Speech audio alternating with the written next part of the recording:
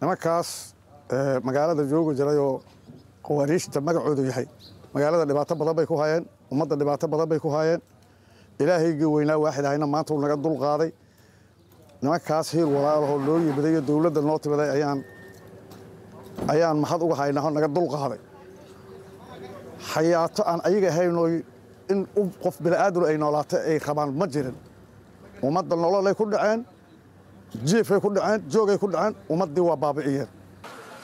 waxa hubaala nimankaasi hadday janno jecel yihiin oo aynan walaalaha reer buule bogde yar iyo weynba asalaam We were welcomed by the population. We did not only liberate the area, the city, but also there are several youths which was tried by the court of Al-Shabaab to be headed on the coming days. Also, we liberated these guys. So the population is warmly welcoming,